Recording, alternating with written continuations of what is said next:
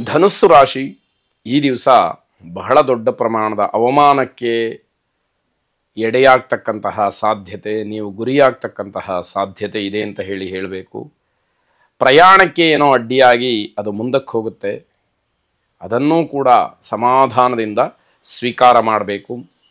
ಮನೆಯಿಂದ ಹೊರಡುವಾಗಲೇ ಜಗಳವಾಗ್ತಕ್ಕಂತಹ ಸಾಧ್ಯತೆ ಇದೆ, ಅದನ್ನೂ ಕೂಡ ಗಮನಿಸ್ಕೊಳ್ಳಿ. ಹಾಗಾಗಿ ಅಂತಹ ಪರಿಸ್ಥಿತಿಯಲ್ಲಿ ಜಗಳವನ್ನು ಮಾಡಿಕೊಂಡು ಮನೆಯಿಂದ ಯಾವುದೋ ವ್ಯವಹಾರಕ್ಕೋ ಅಥವಾ ಇನ್ನೆಲ್ಲಿಗೋ ಪ್ರವಾಸಕ್ಕೋ ಪ್ರಯಾಣಕ್ಕೋ ಹೋಗುವಂಥದ್ದು ಅಷ್ಟು ಶುಭಕರವಲ್ಲ ಅನ್ನುವಂಥದ್ದು ಗೊತ್ತಿರಲಿ. ವಿದ್ಯಾರ್ಥಿಗಳಿಗೆ ಬಹಳ ಶುಭವಾದಂತಹ ದಿವಸ. ನಿಮ್ಮ ವಿದ್ಯಾಕ್ಷೇತ್ರದಲ್ಲಿ ಗಣನೀಯವಾದಂತಹ ಸಾಧನೆ, ಬದಲಾವಣೆ, ಧನಾತ್ಮಕವಾದಂತಹ ವಿಚಾರಕ್ಕೆ ಅವಕಾಶ ಇರತಕ್ಕಂಥದ್ದು.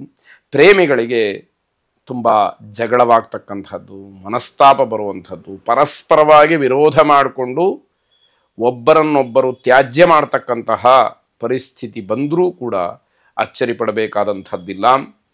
ಜ್ವರದ ತಾಪವೂ ಕೂಡ ನಿಮಗೆ ಕಾಡಬಹುದು. ಆರೋಗ್ಯದಲ್ಲಿ ವ್ಯತ್ಯಾಸಗಳಾಗಬಹುದು. ಮಾನಸಿಕವಾಗಿ ಯಾವಾಗ ಒತ್ತಡಗಳು ಹೆಚ್ಚಾಗುತ್ತೆ, ಮನಸ್ಸಿಗೆ ಸಮಾಧಾನ ಇರೋದಿಲ್ಲ, ಮನಸ್ಸಿಗೆ ನೋವಾಗುತ್ತೆ, ಅದು ಆರೋಗ್ಯದ ಮೇಲೆ ಹೆಚ್ಚಿನ ಪರಿಣಾಮವನ್ನು ಬೀರುತ್ತೆ. ಅದರಿಂದ ಜ್ವರ ಇತ್ಯಾದಿಗಳು ನಿಮ್ಮನ್ನು ಕಾಡಬಹುದು ಅಂತ ಅರ್ಥ. ಇಂದ್ರಾಕ್ಷಿ ದೇವಿಯನ್ನು ಪ್ರಾರ್ಥನೆ ಮಾಡಿ ಶಾರೀರಿಕವಾಗಿ ಇರತಕ್ಕಂತಹ ಎಲ್ಲ ದೋಷಗಳು ನಿವೃತ್ತಿಯಾಗಿ ಆರೋಗ್ಯವಂತರಾಗಿರಿ. ಶುಭವಾಗಿ. ಮಕರ ರಾಶಿ, ದಾಯಾದಿಗಳ ಮಾತಿನಿಂದ ಮನಸ್ಸಿಗೆ ಸಮಾಧಾನ. ನೀನೇನೋ ಕೆಲಸ ಮಾಡ್ತಾ ಇದೀಯಾ, ನೀನು ಇದನ್ನು ಮುಂದುವರಿಸ್ಕೊಂಡು ಹೋಗು, ನಾವೆಲ್ಲ ನಿನ್ನ ಜೊತೆಗೆ ಇದ್ದೀವಿ ಅಂತಕ್ಕಂತಹ ಒಂದು ಸಮಾಧಾನದ ಮಾತು ನಿಮ್ಮ ಉತ್ಸಾಹವನ್ನು ಹೆಚ್ಚು ಮಾಡ್ತಕ್ಕಂಥದ್ದಾಗುತ್ತೆ. ಹಳೆಯ ಜಗಳ ಅಥವಾ ವಿವಾದ ಇವತ್ತು ರಾಜಿಗೆ ಅವಕಾಶವನ್ನು ಮಾಡಿಕೊಡುತ್ತೆ. ಏನೇ ಕಾರಣಗಳಿರಲಿ, ವ್ಯಾವಹಾರಿಕವಾದಂತಹ ಭಿನ್ನಾಭಿಪ್ರಾಯಗಳಿರಲಿ, ಇವತ್ತು ರಾಜಿ ಸಂಧಾನಕ್ಕೆ ಅವಕಾಶ ಇದೆ. ನೀವೂ ಕೂಡ ಅದನ್ನು ಸಮಾಧಾನಕರವಾಗಿ ಯೋಚನೆ ಮಾಡಿ ಆ ವಿಷಯದಲ್ಲಿ ಮುಂದಾಗ್ತಕ್ಕಂಥದ್ದು ನಿಮಗೇ ಕ್ಷೇಮ ಅಂತ ಹೇಳಬೇಕು. ಹೊಸ ಸಂಬಂಧಕ್ಕೆ ಒಳ್ಳೆಯದಾದಂತಹ ದಿವಸ. ಎಲ್ಲ ರೀತಿಯಿಂದಲೂ ಅನುಕೂಲವಾಗುತ್ತೆ. ಅದು ವ್ಯವಹಾರ ಇರಬಹುದು ಅಥವಾ ಇನ್ಯಾವುದೋ ಮಂಗಳ ಕಾರ್ಯಕ್ಕಿರಬಹುದು. ಆ ರೀತಿಯ ಹೊಸ ಬಂಧುತ್ವವನ್ನು, ಹೊಸ ಸಂಬಂಧವನ್ನು ಈ ದಿವಸ ಮುಂದುವರಿಸ್ತಕ್ಕಂಥದ್ದು, ಹೊಸದಾಗಿ ಮಾಡ್ಕೊಳ್ತಕ್ಕಂಥದ್ದು ಬಹಳ ಅನುಕೂಲಕರವಾಗಿರುತ್ತೆ. ಮನೆಯಲ್ಲಿ ಉತ್ತಮವಾದಂತಹ ವಾತಾವರಣ, ಸಿಹಿ ಹಂಚಿಕೆಯನ್ನು ಮಾಡ್ತಕ್ಕಂತಹ ವಾತಾವರಣ ನೋಡ್ತೀರಿ. ಅದು ಸಂತೋಷವನ್ನು ಹೆಚ್ಚು ಮಾಡ್ತಕ್ಕಂಥದ್ದಾಗತ್ತೆ. ಹಣದ ನಿರ್ವಹಣೆಯಲ್ಲಿ ಯಶಸ್ಸನ್ನು ಕಾಣ್ತೀರಿ. ವಿವಾಹದ ಮಂಗಳ ಕಾರ್ಯದ ಮಾತುಕತೆ ಸಾಧ್ಯತೆ ಇರುತ್ತೆ. ಮನೆಯಲ್ಲಿ ಮಂಗಳ ಕಾರ್ಯ ಆಗಬೇಕಾಗಿರ್ತಕ್ಕಂಥದ್ರ ಬಗ್ಗೆ ಹೆಚ್ಚು ಗಮನವನ್ನು ಕೊಡ್ತೀರಿ. ಮನಸ್ಸಿಗೆ ಸಂಪೂರ್ಣವಾಗಿ ನೆಮ್ಮದಿ ಸಿಕ್ಕಬಹುದಾದಂತಹ ದಿವಸ. ಒಟ್ಟಾರೆ ದಿನದ ಫಲವನ್ನು ನೋಡ್ತಾ ಹೋದಾಗ ಇವತ್ತು ಸಂತೋಷವಾಗಿದೆ ಅಂತ ಹೇಳಿ ನಿಮ್ಮ ಅನುಭವಕ್ಕೆ ಬರುವಂಥದ್ದಾಗತ್ತೆ.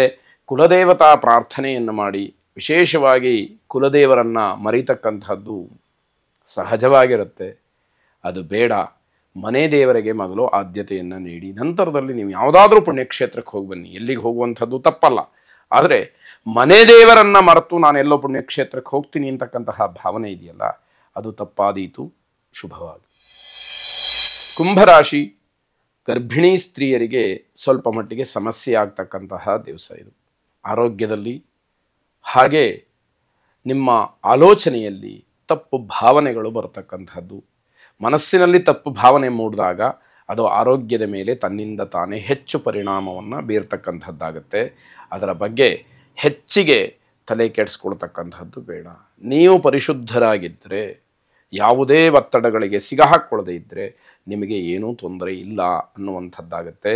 ನಿಮ್ಮ ಆರೋಗ್ಯದ ಏರುಪೇರಿನಿಂದ ಮನೆಯವರ ನೆಮ್ಮದಿ ಹಾಳಾಗತ್ತೆ, ಮನೆಯವರಿಗೆ ಆತಂಕ ಸೃಷ್ಟಿಯಾಗತ್ತೆ. ಏನಾಗಿಬಿಡುತ್ತೋ ಅನ್ನುವಂತಹ ಭಾವನೆಗಳು ಹೆಚ್ಚಾಗುವಂಥದ್ದಾಗತ್ತೆ. ನಿಮ್ಮ ಕಷ್ಟವನ್ನು ಸ್ವಲ್ಪ ಮಟ್ಟಿಗೆ ಸಹಿಸಿಕೊಂಡು ದೇವರ ಧ್ಯಾನವನ್ನು ಮಾಡಿ, ನೀವು ಯಾರನ್ನ ನಂಬಿದಿರೋ ಅಂತಹ ಗುರುಗಳನ್ನು ಧ್ಯಾನ ಮಾಡಿ, ಅವರ ಪರಮಾನುಗ್ರಹ, ಅವರ ದಿವ್ಯ ಸಂದೇಶ, ಅವರ ಆಶೀರ್ವಾದ ನಿಮ್ಮನ್ನು ಕಾಪಾಡುವಂಥದ್ದಾಗತ್ತೆ. ನಾವು ಕಷ್ಟದಲ್ಲಿರಬೇಕಾದ್ರೆ ಭಗವಂತನ ಅನುಗ್ರಹ ಒಂದೇ ನಮ್ಮನ್ನು ಕಾಪಾಡಲಿಕ್ಕೆ ಸಾಧ್ಯ ಅನ್ನುವಂತಹ ಭಾವನೆ ನಿಮಗಿದ್ದರೆ ಸಾಕು. ಯಾವುದೇ ರೀತಿಯ ಭಯವನ್ನು ಮನಸ್ಸಿನಲ್ಲಿ ಇಟ್ಟುಕೊಳ್ಬೇಡಿ. ಹಾಗಂತ ಯಾವ ವಿಷಯದಲ್ಲೂ ಕೂಡ ತಾತ್ಸಾರವೂ ಬೇಡ. ನಿಮಗೆ ಯಾವುದೇ ರೀತಿಯ ವೈದ್ಯಕೀಯ ಚಿಕಿತ್ಸೆಗಳೋ ಅಥವಾ ಇನ್ನೊಂದು ಮತ್ತೊಂದು ಇದ್ದರೂ ಕೂಡ ಭಗವಂತನ ಆಶ್ರಯವೂ ಮುಖ್ಯ ಅನ್ನುವಂತಹ ಭಾವನೆ ನಿಮ್ಮದಾಗಿರಲಿ ಅಂತಕ್ಕಂಥದ್ದು.